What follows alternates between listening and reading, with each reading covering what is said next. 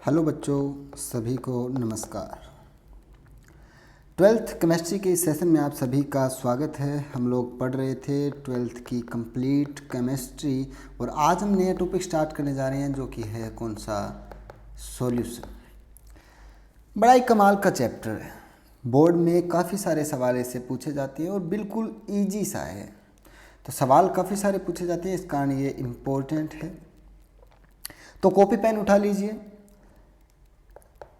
और पढ़ना शुरू करते हैं अपन विद नोट्स। आपको पता है अपन नोट्स बनाते चलेंगे। एनसीईआरटी का एक एक वर्ड, एक एक कॉन्सेप्ट समझते हुए उसे नोट्स में ऐड करते हुए अपन चलेंगे। तो हेडिंग लगा लो बच्चों, क्या, सॉल्यूशन। शुरुआत करते हैं विलियन की। तो बच्चों आप अपने ज़रा आसपास नज़र घुमा के देखोगे तो आपको बहुत सारी चीज़ें दिखेंगी, या अपने आप जो यूज़ करते हो चीज़ें उनके बारे में आप ज़रा गौर करो। किन किन चीज़ों से मिलकर बनी है कोई भी चीज़ है। जैसे आप यूज़ करते हो, जैसे आप खाना डेली खाते हो, रोटियां जो है, अब रोटियां किन किन चीज़ों से मिलकर बनी है। तो बेसिकली रोटियां बनी है बच्चों आटे से, और नमक डाला है आपने उसमें, और पानी डाला है, तीनों को मिक्स करके और उसे जब हीट किया तब आपकी बनी क्या, रोटियाँ।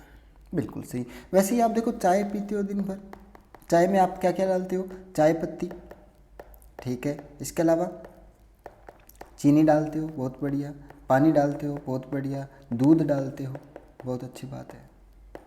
बोले सर इससे क्या होगा? इससे ये होगा बच्चों, देखो आपके चारों ओर जितने भी चीज़ें हैं वो अकेली नहीं है, अकेली इकलौती चीज़ नहीं है, वो बहुत से छोटे छोटे घटकों से मिलकर बनी होती है। कुछ भी आप देख लो, आपके चारों ओर जितनी भी चीज़ें हैं वो किन्हीं न किन्हीं घटकों से मिलकर बनी है। यानी कि मैं कह सकता हूँ कि घटकों का क्या है, वो मिश्रण है। रोटी क्या है, एक तरह का मिश्रण है। मैं कह सकता हूँ किस चीज़ का मिश्रण है ये, आटे, नमक, पानी और हीट का। चाय किस चीज़ का मिश्रण है, चाय पत्ती, चीनी, पानी, दूध, इलायची वगैरह, इन सब का क्या है, ये एक तरह का मिश्रण है बच्चों। बात समझ में आती है? बिल्कुल। जैसे आप आभूषण पहनते हो, ज्वेलरी वगैरह, आभूषण, सामान्यतया सोने के आभूषण बड़े ही प्रचलित होते हैं। अब ये जो सोने के आभूषण है, क्या आप सोचते हो ये आभूषण प्योर सोने के बने हैं? प्योर सोना, प्योर सोने से मेरा तात्पर्य क्या है बच्चों? प्योर सोने से मेरा तात्पर्य है, शुद्ध सोने से मेरा तात्पर्य है कि इसमें और कुछ भी मिला हुआ ना हो, दूसरा कोई मेटल ना हो। कैसा होता है? यानी कि मैं बात कर रहा हूँ 24 कैरेट सोने की।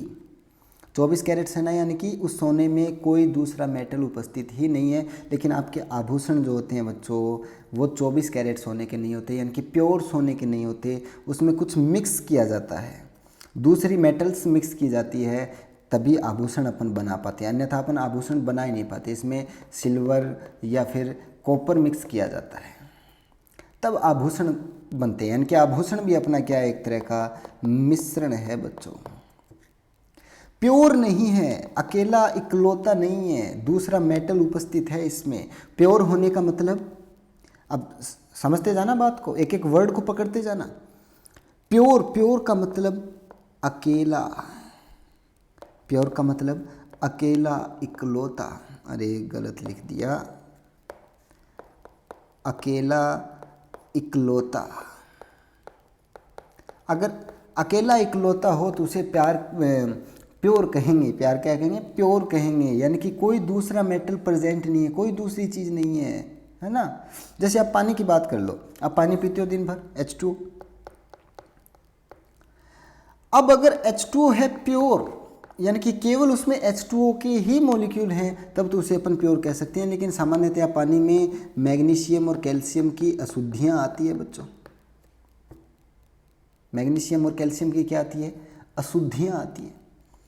तो पानी भी, सामान्य पानी क्या हो गया, इनका मिश्रण हो गया एक। लेकिन अगर मैं कहूँ ये शुद्ध पानी है, प्योर वाटर है, अगर मैं कहूँ क्या कि ये प्योर वाटर है, इस बात का मतलब है कि उसमें केवल और केवल H2O के ही मॉलिक्यूल हैं, अकेला इकलौता। यानी कि एक ही तरह का अगर घटक हो, किसी कंटेनर में एक ही तरह का घटक हो, उसमें कोई दूसरे तरह का घटक उपस्थिति ना हो, अकेला इकलौता हो, तो उसे अपन किस चीज़ की संज्ञा दे सकते हैं बच्चों?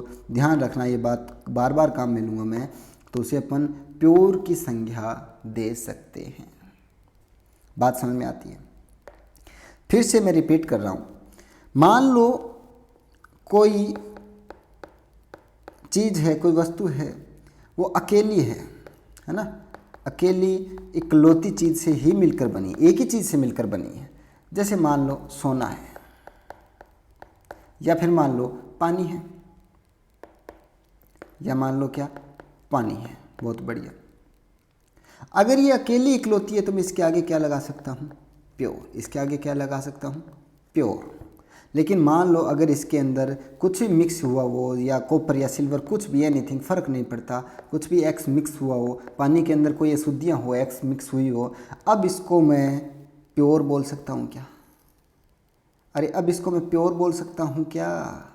नहीं बोल सकता। अब इसको मैं शुद्ध नहीं बोल सकता। ये एक तरह का मिश्रण हो गया बच्चों। क्या हो गया? एक तरह का मिश्रण। मिश्रण बोले तो कई चीज़ें मिलकर जो बनती है उसे मिश्रण कहते हैं। और कमाल की बात है बच्चों, हमें इस चैप्टर में मिश्रण को ही तो पढ़ना है। विलयन क्या होता है? मिश्रण ही होता है। बस मिश्रण और विलयन के बीच में एक ही शब्द का फर्क है, वो मैं आपको समझाऊंगा, समांगी और विषमांगी का समझाता हूँ आगे। तो इसी चैप्टर में अपने को क्या पढ़ना है? मिश्रण पढ़ना है। मिश्रण बड़े इंपॉर्टेंट होते हैं, क्योंकि दैनिक लाइफ में अपन जितने भी चीज़ें प्रयोग करते हैं वो मिश्रण का अपन प्रयोग करते हैं। अकेली इकलौती चीज़ों का प्रयोग हम बहुत ही कम करते हैं। ऐसे कुछ इंपॉर्टेंट मिश्रण जो आपको ध्यान में रखने हैं, जो आपको याद रखने ही रखने हैं, आपके एनसीईआरटी में दिए गए हैं। जैसे अपन जो अपने बुजुर्ग थे वो पीतल के बर्तन यूज किया करते थे बहुत। आजकल सिल्वर, स्टील और अन्य धातुओं के बर्तन यूज़ करते हैं, लेकिन पुराने ज़माने में पीतल के बर्तन और मिट्टी के बर्तन ज़्यादा यूज किया करते थे। पीतल, जिसे इंग्लिश में ब्रास भी कहते हैं, ये मिलकर बनता है बच्चों किस से? जिंक और निकल से, जो कि आपको ध्यान में रखना है। दूसरा मैं आपको बताता हूँ, जर्मन सिल्वर या कांसा। कांसा मिलकर बनता है बच्चों किससे? जिसे इंग्लिश में ब्रोंज भी कहते हैं। यह मिलकर बनता है बच्चों कॉपर और टिन से।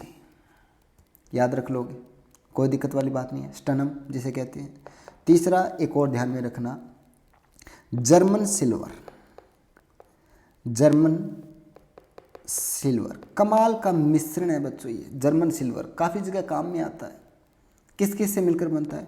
जिंक, निकल और कॉपर, इन तीन चीज़ों से मिलकर बनता है। अरे मिश्रण बहुत इंपॉर्टेंट है अपने दैनिक लाइफ में। आप देखो, रेलगाड़ी में आप जब सफ़र करते हो तो रेल की पटरियों पे आपने ध्यान दिया होगा।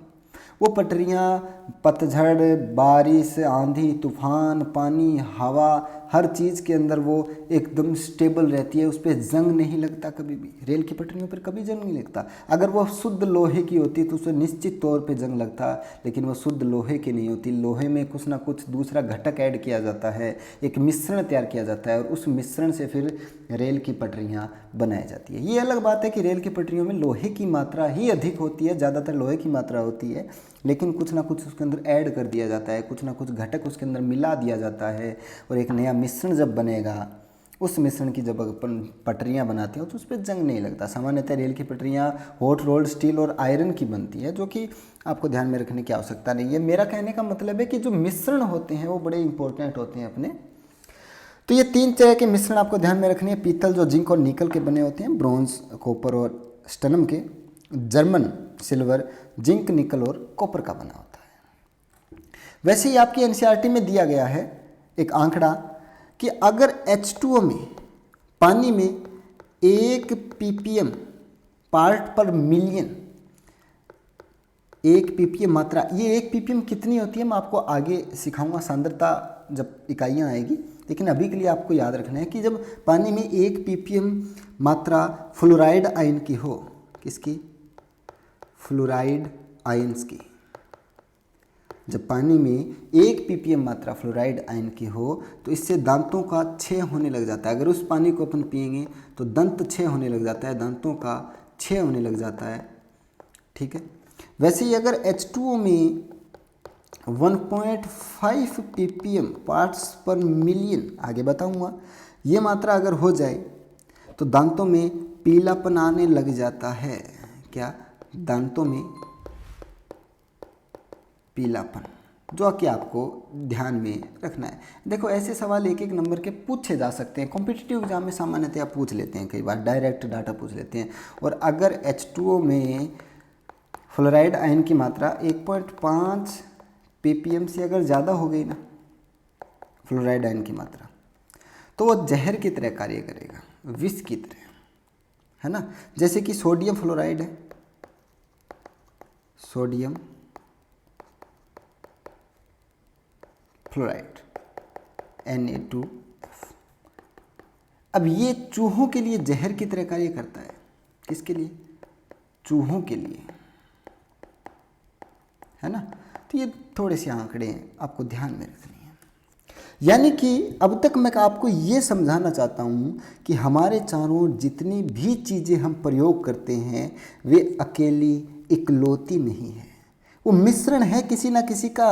और इसी चैप्टर में हम मिश्रण को ही पढ़ेंगे। तो मिश्रण हो सकता है दो तरह का, जैसे रेल की पटरियां हैं। रेल की पटरियों में आयरन और हॉट रोल्डेड स्टील को अगर मिक्स करें तो रेल की पटरियां, जो कि है ठोस यानी कि सॉलिड, यानी कि कोई मिश्रण सॉलिड भी हो सकता है और कोई मिश्रण लिक्विड भी हो सकता है। जैसे दूध में पानी मिक्स कर दो आप, लिक्विड हो गया। जैसे गैसीय मिश्रण भी हो सकता है, नाइट्रोजन में ऑक्सीजन गैस मिक्स कर दो, कोई भी दो गैसें मिक्स कर दो यार, कोई भी दो लिक्विड मिक्स कर दो, कोई भी दो सॉलिड्स को मिक्स कर दो। और ना तो रेत को नमक में मिला दो, सॉलिड हो गया, दो सॉलिड आपस में मिक्स हो गए तो मिश्रण बन गया। यानी कि हमें मिश्रणों को पढ़ना है, और मिश्रण हो सकते हैं सॉलिड, मिश्रण हो सकता है लिक्विड, और मिश्रण हो सकता है क्या? गैस। तो बात आपको समझ में आती है। हमें इस चैप्टर में ज़्यादातर जिस मिश्रण को पढ़ना है वो है लिक्विड मिश्रण। कौन से मिश्रण को पढ़ना है? लिक्विड मिश्रण। चलो, अब मिश्रण को ही विलयन कहते हैं। अब कोई भी दो चीज़ों को अगर मिक्स कर दें तो मिश्रण होगा। मैं इस बात को लिखकर आपको बता देता हूँ। कोई भी दो चीज़ें x + x को अगर मिक्स कर दें तो वो क्या कहलाएगा? मिक्सचर या मिश्रण। मिश्रण ही विलयन होता है, लेकिन इसमें एक गुणधर्म अलग होता है। तो आप हेडिंग लगा लो विलयन। विलयन किसे कहेंगे?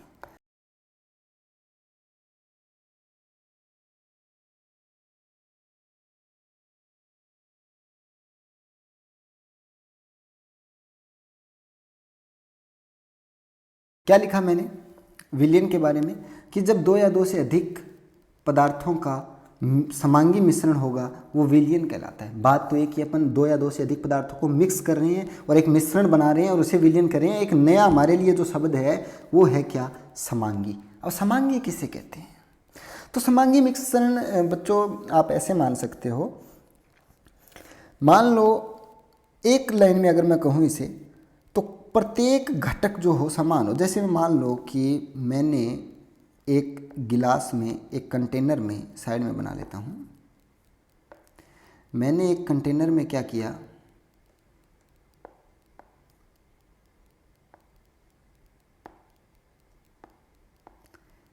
ये लो एक कंटेनर बना लेते हैं पहले। ये लो, मैंने एक कंटेनर में एक सॉल्यूशन बनाया, दो चीज़ों को मिक्स किया। किन किन को? एक तो मान लो मैंने मिक्स कर दिया नमक को।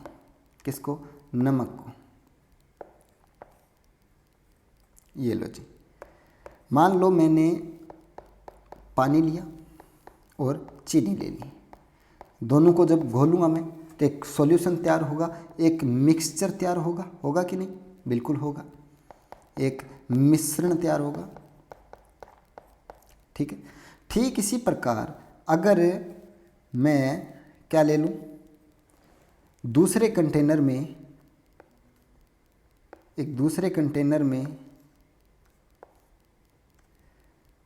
रेत और पानी ले लिया H2, इनको मिक्स कर लिया, तो ये भी एक तरह का मिश्रण होगा। होगा कि नहीं? अब इनमें से सॉल्यूशन किसको कहेंगे? सॉल्यूशन कहेंगे जो समांगी विलयन बनेगा। समांगी का मेरा अर्थ है बच्चों कि मान लो जब इस कंटेनर में अपन ने H2O और चीनी को घोला तो पूरी चीनी पानी में घुल गई, पानी नहीं बचा, चीनी नहीं बची, ये दोनों घुलकर कुछ नया ही बन गया। और नया बनने के बाद मान लो मैं एक चम्मच ऊपर का विलयन पीता हूँ और एक चम्मच नीचे वाले हिस्से का, तो अब दोनों का स्वाद सेम आना चाहिए। दोनों का स्वाद क्या आना चाहिए? सेम। जितना मीठा नीचे वाला पानी है उतना ही मीठा ऊपर वाला पानी होना चाहिए मिक्स होने के बाद। सेम, यानी कि घटक जो पार्टिकल्स है वो हर जगह पूरे में एक समान रूप से होने चाहिए। प्रत्येक भाग का संगठन समान होना चाहिए। क्या? प्रत्येक भाग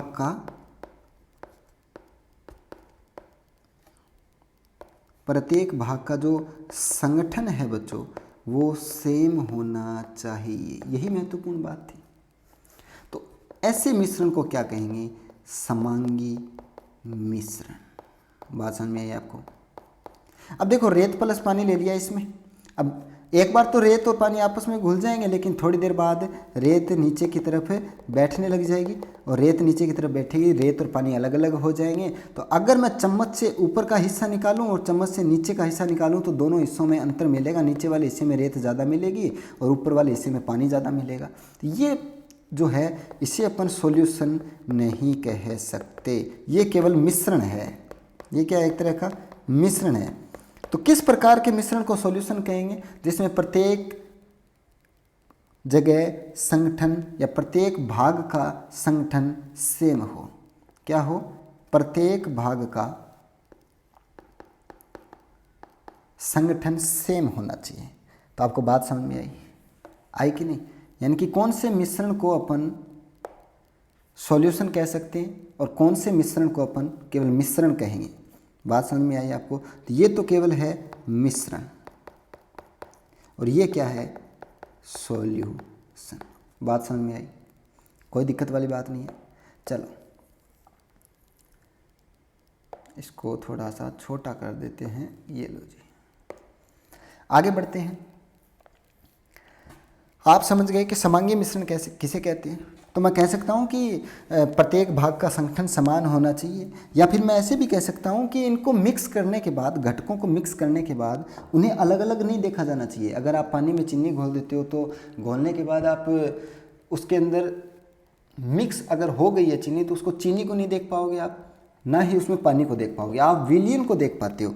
तो ऐसे मिश्रण को कहते हैं जिसमें घटकों को मिलाने के बाद उस मिश्रण में उन घटकों को अलग अलग ना देखा जा सके, अलग अलग उनकी पहचान ना हो पाए। यानी कि अगर सॉल्यूशन बन गया तो अब जो मिलाया है उसकी पहचान नहीं हो पाएगी कि क्या क्या मिलाया है इसमें।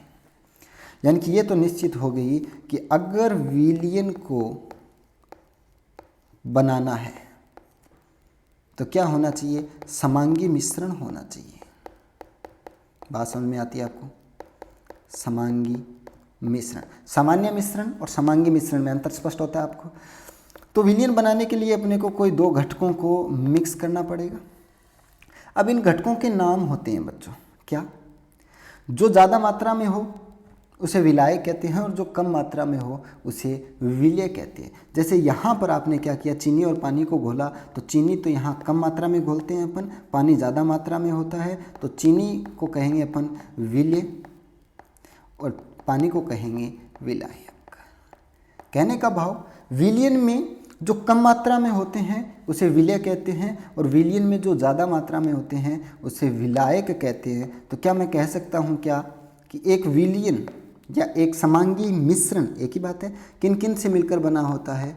विलय प्लस विलायक से मिलकर बना होता है। कोई दिक्कत वाली बात नहीं, आसानी से समझ सकते हो। यानी कि अपना जो सॉल्यूशन है वो किससे मिलकर बना है? सॉल्यूट और सॉल्वेंट से। अरे बात समझ में आती है? और इसमें विलय कौन सा होगा? विलय किसे कहेंगे अपन? विलय, विलय वह होगा जो मात्रा में कम हो या ज़्यादा, जो मात्रा में कम हो। और विलायक किसे कहेंगे? जो मात्रा में क्या हो, बताओ भाई, जो मात्रा में ज़्यादा हो। विलायक की एक परिभाषा तो ये हो गई। दूसरी परिभाषा में विलायक की आपको बता देता हूँ, जिसकी अवस्था, अवस्था बोले तो ठोस, द्रव या गैस, ब्रैकेट में मैं लिख देता हूँ, ठोस, द्रव या गैस, जिसकी अवस्था विलयन की अवस्था के समान हो, विलयन की अवस्था के समान हो। कैसे? देखो आप इस एग्जाम्पल पे आ जाओ, पहले वाले पे, ये जो अपन एग्जाम्पल करे थे यहाँ पे, इन एग्जाम्पल्स में क्या था, पहले अपन ने चीनी और पानी को बोला, चीनी कम मात्रा में है विलेय और पानी ज़्यादा मात्रा में है विलायक। यहाँ रेत कम मात्रा में है तो विलेय और पानी ज़्यादा मात्रा में है तो विलायक। लेकिन देखो चीनी क्या थी, ठोस थी, और पानी क्या था, द्रव था। अंतिम जो विलयन तैयार हुआ वो द्रव हुआ या द्रव प्राप्त हुआ या ठोस, उसकी अवस्था कौन सी है, द्रव या ठोस। जो अंतिम विलयन है बिल्कुल द्रव है। किसके समान है वो, विलायक के समान या विलेय के समान, किसकी अवस्था के समान है? तो आप कहोगे सर विलायक की अवस्था के समान है, विलायक भी द्रव था H2O और विलयन भी हमें द्रव प्राप्त हुआ H2O। अगर विलयन हमें ठोस प्राप्त होता तो विलायक अपन चीनी को कहते। तो अवस्था अगर सेम हो, विलयन की अवस्था अगर जिस कंपोनेंट के साथ मिलेगी उस कंपोनेंट को अपन विलायक कहेंगे, है ना। विलयन की जो अवस्था है वो जिस घटक से मैच करेगी, मिश्रण के जिस घटक से मैच करेगी, उसे अपन क्या कहेंगे, विलायक कहेंगे। बात समझ में आती है? अब जैसे मान लो अपन घर में जब अपने गेस्ट आ जाते हैं तो सामान्यतः अपने राजस्थान में शिकंजी बनाते हैं, है ना, नींबू शिकंजी। अब शिकंजी किन किन चीज़ों से मिलकर बनती है? तो आप कहोगे सर चीनी, बिल्कुल चीनी ऐड होती है, और पानी ऐड होता है, और नींबू का रस ऐड होता है, नींबू का रस। तो इसमें विलय कौन हुआ? निश्चित तौर पे अपन जो पानी की मात्रा है वो ज़्यादा लेते हैं, नींबू के रस उतना नहीं लेते, और चीनी की मात्रा भी उतनी नहीं लेते। तो सबसे ज़्यादा कौन सा हो गया? पानी।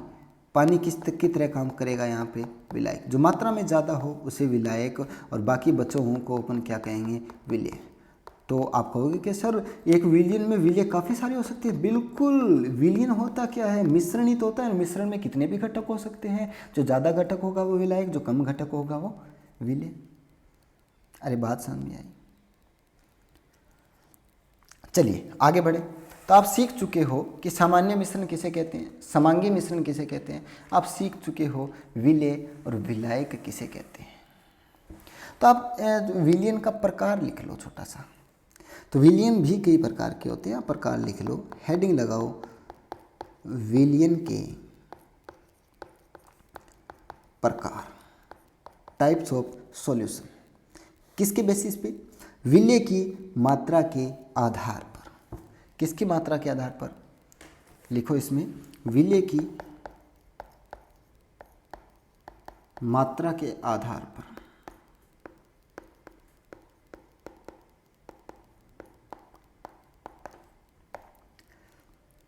दो प्रकार के विलयन हो सकते हैं बच्चों। एक तो सांद्र विलयन हो सकता है, सांद्र विलयन। एक हो सकता है तनु विलयन। कुछ ही नहीं है, सिंपल सी बात है, बहुत आसान है। सांद्र विलयन को बोलते हैं कंसंट्रेशन विलयन, कंसंट्रेशन सॉल्यूशन, कंसंट्रेटेड सॉल्यूशन, एक ही बात है।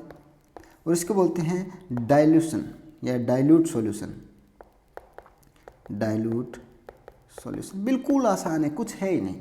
मान लो आपने एक गिलास पानी में आपने एक गिलास पानी में 1 चम्मच चीनी डाली, ठीक है, और आपने उसी 1 गिलास पानी में 5 चम्मच चीनी घोल दी। तो बताओ गाढ़ा कौन सा होगा? विलय की मात्रा ज़्यादा किस में है? निश्चित तौर पे विलय की मात्रा इसमें ज़्यादा है। अरे विलय की मात्रा उसी में तो ज़्यादा है जिसमें चीनी ज़्यादा होगी, चीनी यहाँ पे विलय की तरह कार्य करेगी, पानी ज़्यादा है तो विलायक की तरह कार्य करेगा। सामान्यतः पानी को विलायक के तौर पर अपनी यूज़ करते हैं। तो गाढ़ा कौन सा होगा? निश्चित तौर पे जो 5 चम्मच वाला है वो गाढ़ा होगा। तुलनात्मक रूप से 1 चम्मच वाला क्या होगा? पतला होगा। तो जो पतला होगा उसे कहेंगे तनु विलयन, यानी कि जिसमें पानी की मात्रा ज़्यादा होगी। और जो गाढ़ा होगा उसे कहेंगे सांद्र विलयन, जिसमें विलय ज़्यादा हो। तो सांद्र विलयन में मैं क्या लिख सकता हूँ? सांद्र विलयन में मैं लिख सकता हूँ कि यदि विलयन में यदि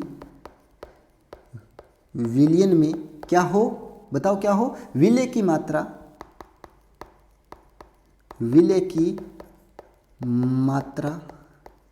ज़्यादा हो। ज़्यादा किससे ज़्यादा? ज़्यादा या कम का निर्धारण किससे होगा? जो पास में रखी वस्तु उसी से होगा। आप सुंदर हो, किससे सुंदर हो? तो किसी ना किसी से तुलना करी जाएगी, है ना। 5 चम्मच, मान लो 1 गिलास और मैंने रख दिया यहाँ पे H2O, इसमें डाल दी मैंने 10 चम्मच चीनी। तो बताओ ये दोनों तनु हो गए इसकी तुलना में तनु हो गए। तो तुलना करनी पड़ेगी ना अपने को सांद्र और तनु विलयन के लिए। तो मैं कह सकता हूँ कि यदि विलयन में विलय की मात्रा ज़्यादा नहीं, तुलनात्मक ज़्यादा हो। क्या लिखूँ मैं? सीधा ज़्यादा लिखने के बजाय क्या लिखूँ?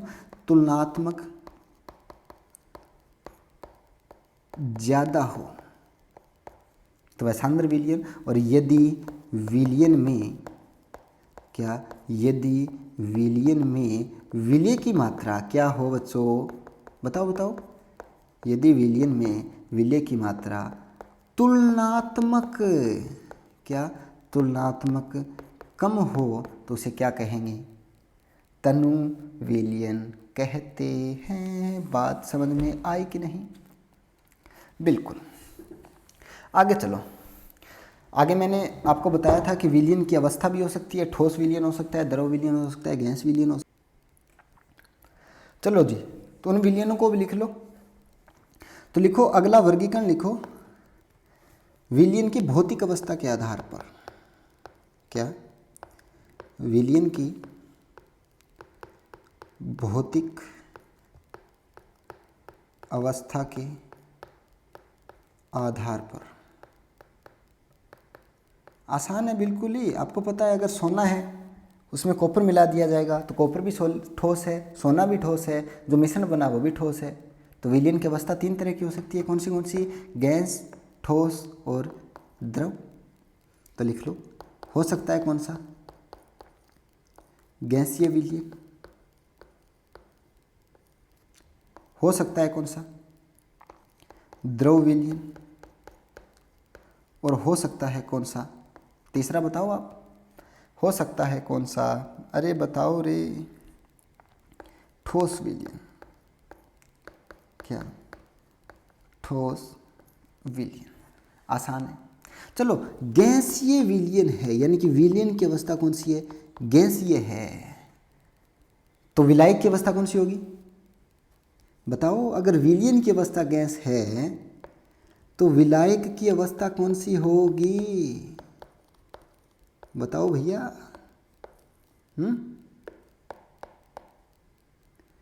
अगर विलयन की अवस्था गैसीय है तो विलायक किस तरह का होगा? निश्चित तौर पे विलायक भी गैसीय ही होगा, ये फिक्स है।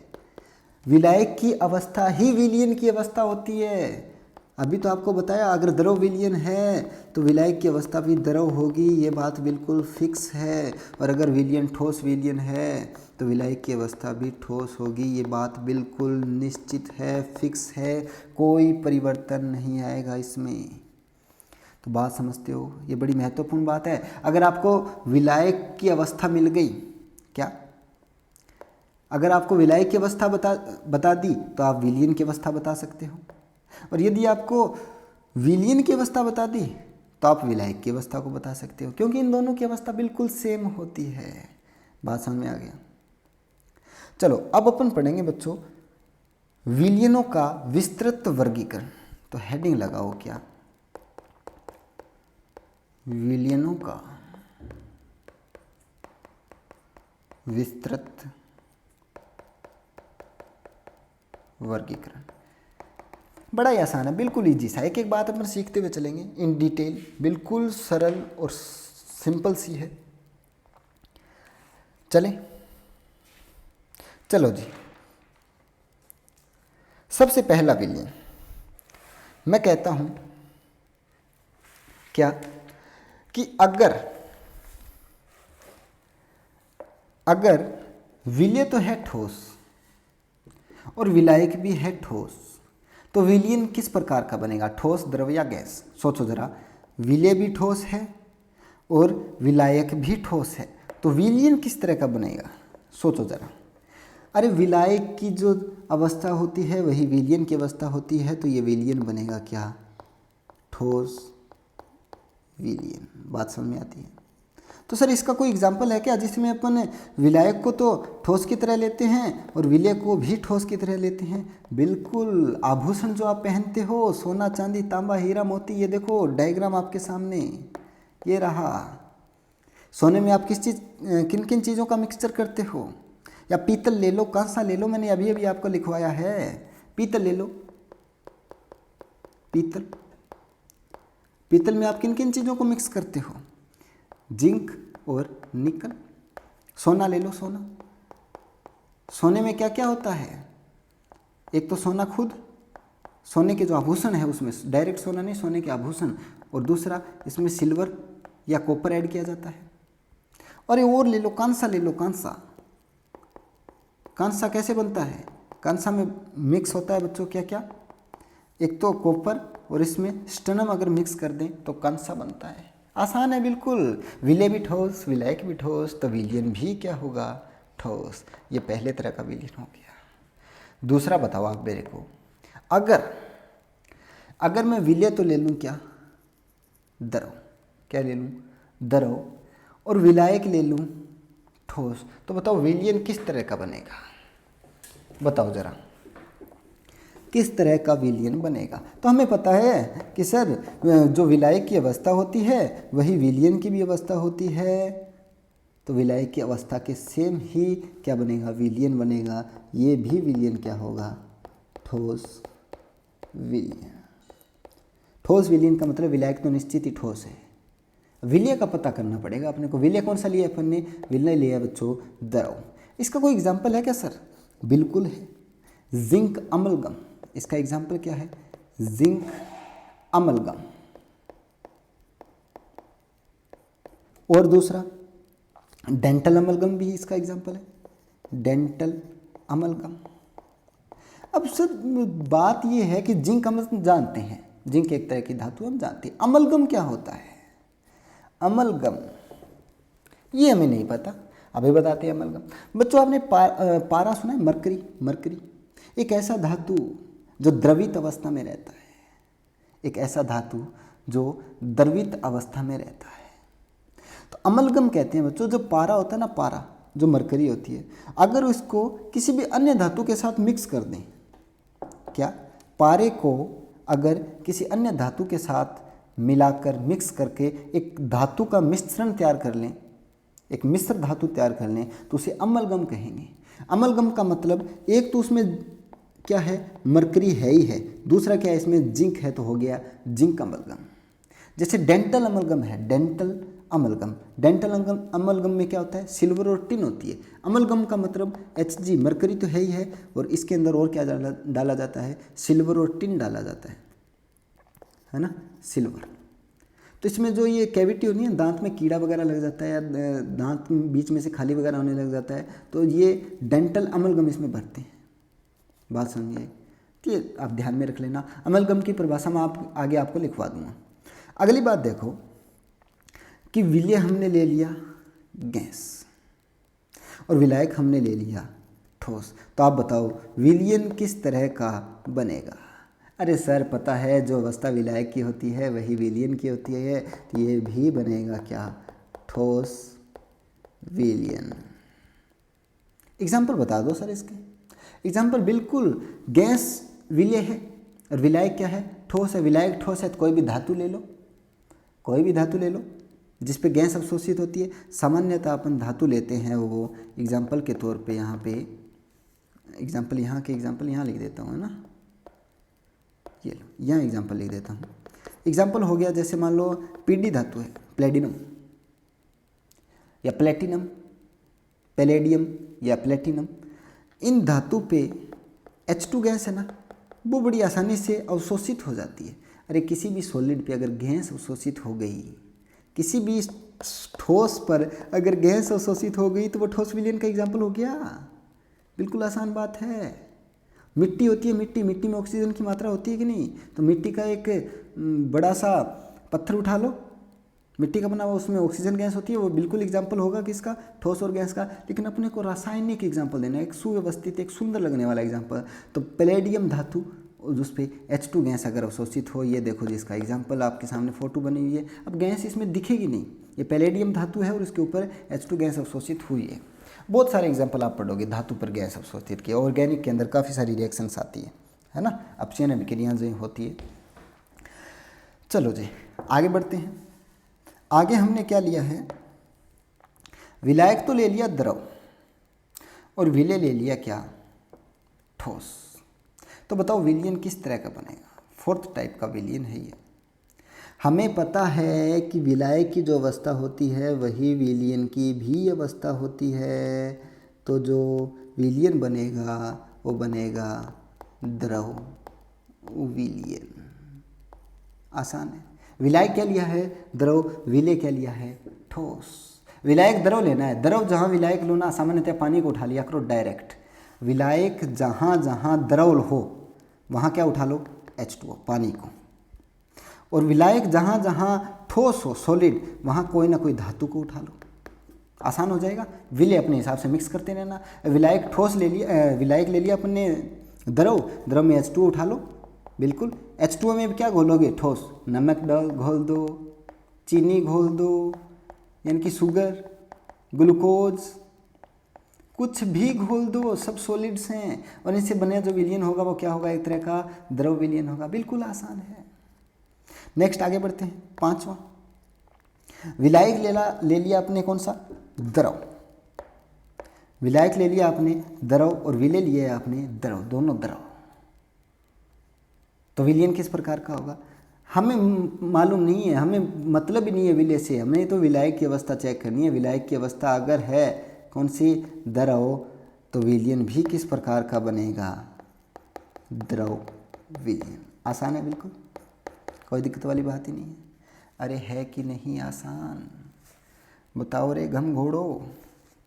चलो जी, तो अगर विलायक अपन ने द्रव लिया है तो सबसे पहला एग्जाम्पल एक ही बनता है क्या? आप ले लो क्या? H2O ले लो। बिल्कुल। उसमें क्या मिक्स कर सकते हो आप? ढोला मारो मिक्स कर दो, अल्कोहल मिक्स कर लो। अल्कोहल में आप एथेनॉल मिक्स कर लो या कुछ भी कर लो मिक्स। तो द्रव में द्रव का एग्जाम्पल हो गया ये। अरे आसान है कि नहीं बताओ? जल में अल्कोहल है, दोनों द्रव है, तो द्रव विलयन। अगला लेते हैं, आसान, आप सोच सोच के करना। अगला आपने विलायक भी द्रव ले लिया और विलय क्या ले लिया? गैस। तो बताओ विलयन किस प्रकार का होगा?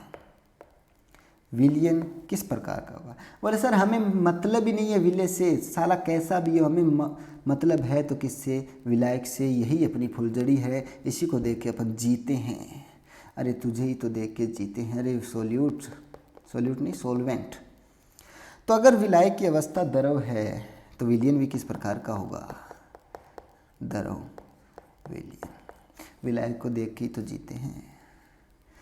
तो द्रव अगर विलायक के तौर पे लिया है तो एग्जाम्पल में क्या लोगे? सबसे पहले H2O ले लो। बिल्कुल। इसमें क्या घोलो? कोई भी गैस घोल दो। गैस पानी में घुली होती है। ऑक्सीजन घोल दो, कार्बन मोनोऑक्साइड घोल दो, कुछ भी घोल दो, CO2 घोल दो, कुछ भी, एनीथिंग। H2O में CO2 घोलते हैं तो सोडा नहीं बनता आपका। जो पेप्सी होती है कोल्ड ड्रिंक, उसमें CO2 घुली होती है। अगर H2O में आप कार्बन मोनोऑक्साइड घोल दोगे तो उसे बोलते हैं वाटर गैस। ये थोड़ा सा आप ध्यान में रखना, काफ़ी बार पूछा गया है। यानी कि H2O प्लस कार्बन मोनोऑक्साइड क्या है? वाटर गैस है। थोड़ा सा लिख लेना, आसान है बिल्कुल। यानी कि किसी भी प्रकार का विलयन बना लो।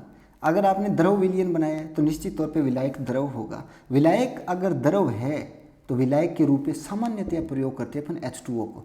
तो विलायक की जगह हर जगह एग्जाम्पल आ जाएगा H2O का। विलय अलग अलग घोल लो। विलय अगर ठोस है तो नमक घोल लो, द्रव है तो दारू घोल लो, गैस है तो O2 गैस घोल दो उसमें। अरे आसान है कि नहीं? बिल्कुल ही चिलगोजा है, बिल्कुल ही आसान है। आगे बढ़ते हैं। कितने कर लिए अपन ने? 6 प्रकार के। 7वां विलयन पढ़ते हैं अपन। 7वें विलयन में अपन ने क्या किया है कि विलायक तो है गैस अपना और विलय है ठोस। तो सर विलय से अपने कोई मतलब ही नहीं है, तलाक हुआ है अपना विलय के साथ। हमें मतलब है तो हम सिर्फ प्यार करते हैं किससे? विलायक से। और विलायक की अवस्था क्या है? विलायक की अवस्था गैस है, तो निश्चित तौर पे अपना जो विलयन बनेगा वो गैसीय विलयन बनेगा। एग्जाम्पल ले लो आप कोई, एग्जाम्पल बताओ। धुआं होता है, धुआं ऑक्सीजन गैस में क्या घुले होते हैं? सॉलिड पार्टिकल्स, धूल के कण हो जाएंगे और किसी चीज़ के कण हो जाएंगे, है। वायु में आयोडीन वाष्प हो सकती है। तो गैस हो गई क्या? धुआं एग्जाम्पल ले लो इसमें। धुएं में ऑक्सीजन या CO2 हो जाएगी गैस तो, और बाकी क्या दूसरे पार्टिकल्स हो जाएंगे।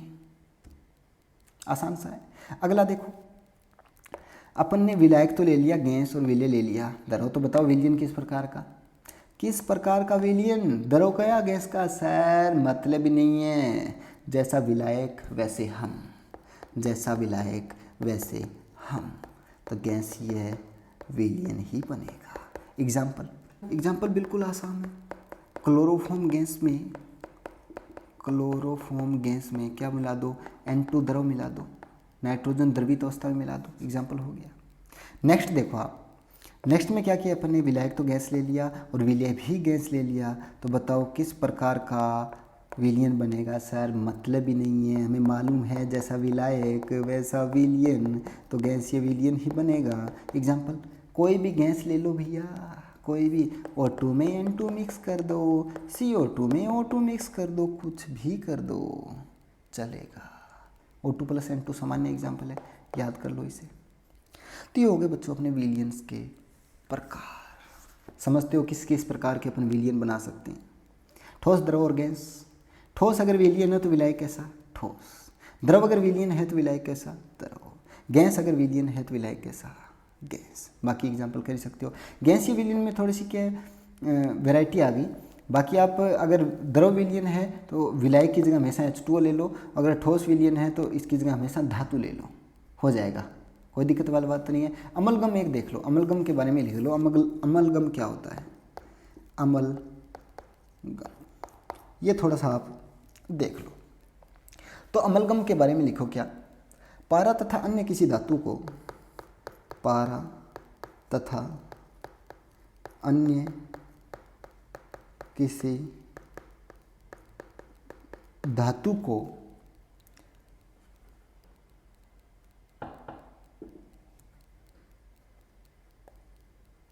अन्य किसी धातु के लिखो।